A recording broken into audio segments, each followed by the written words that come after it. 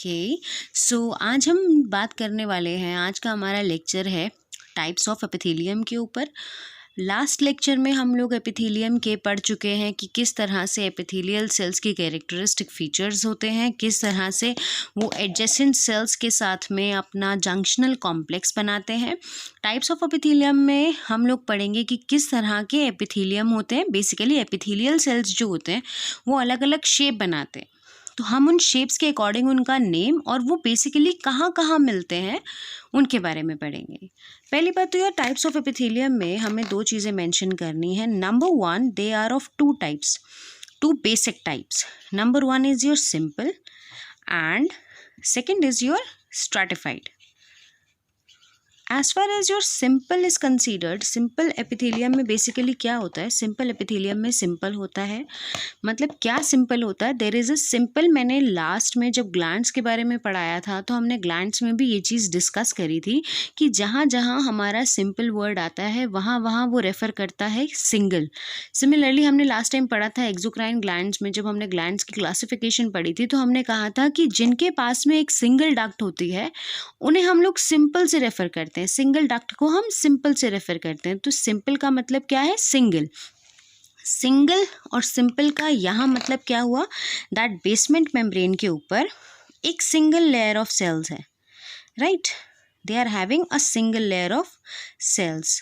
तो ये सिंपल है। सिंपल एपिथेलियम में क्या है? जितने भी एपिथेलियल सेल्स होंगे वो सारे बेसमेंट मेम्ब्रेन के कांटेक्ट में होंगी, क्योंकि यहाँ पर हमारे एपिथेलियल सेल्स की सिर्फ एक सिंगल लेयर है और सिंगल है इसीलिए वो सिंपल है, ठीक है। और दूसरी है हमारी स्ट्रैटिफाइड। स्ट्रैटिफाइड में बेसिकली क्या है? स्ट्रैटिफाइड जब भी टर्म आएगा तो स्ट्रैटिफाइड का मतलब होता है मल्टी लेयर्ड, ठीक है, जहाँ पर बहुत सारी लेयर्स हों। जैसे कि I draw it to you, ये सिंगल था, ये सिंपल था। अगर हम लोग बात करें स्ट्रैटिफिकेशन में बेसिकली क्या होता है, एक लेयर तो आपकी इस तरह प्रेजेंट है, इसके ऊपर आपकी एक और लेयर है, मल्टी लेयर स्ट्रक्चर है, ऐसे ऐसे, ठीक है।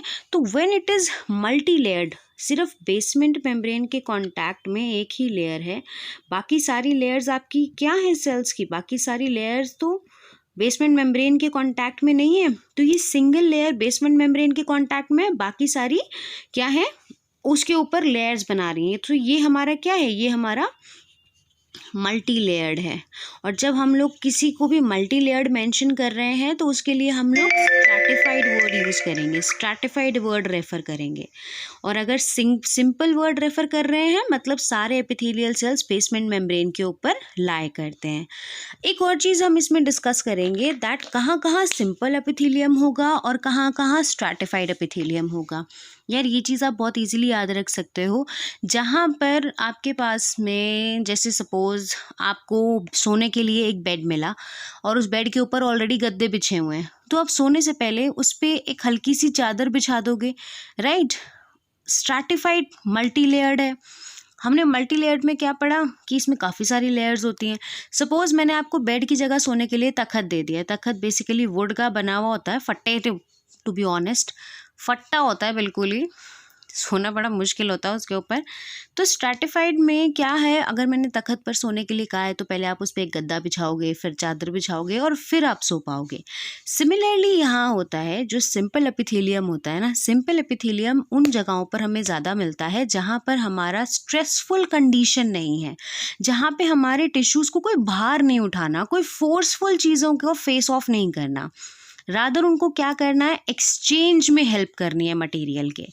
हल्का फुल्का एक सिंगल लेयर है, सिंगल लेयर ऑफ सेल्स में एब्जॉर्प्शन, सेक्रीशन, ऐसे फिनोमिनाज, उनको एब्जॉर्प्शन में हेल्प करना है, एक्सचेंज में हेल्प करना है, वहाँ वहाँ हमारे सिंपल प्रेजेंट होते हैं। एक सिंगल लेयर प्रेजेंट है तो ठीक है, I can help you out in exchange of things, exchange of ions, exchange of gases, इस तरह में वो हेल्प करता है। स्ट्रैटिफाइड लेयर और मल्टी लेयर्ड हमारी वहाँ प्रेजेंट होती है जहाँ पर बेसिकली हमें ज़रूरत होती है किस चीज़ की?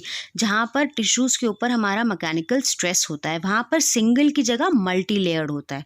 अब हम जब वन बाय वन पढ़ते चले जाएंगे कि क्या है, तो आपको अपने आप समझ आ जाएगा कि सिंपल और स्ट्रैटिफाइड एपिथेलियम में क्या डिफरेंस होता है।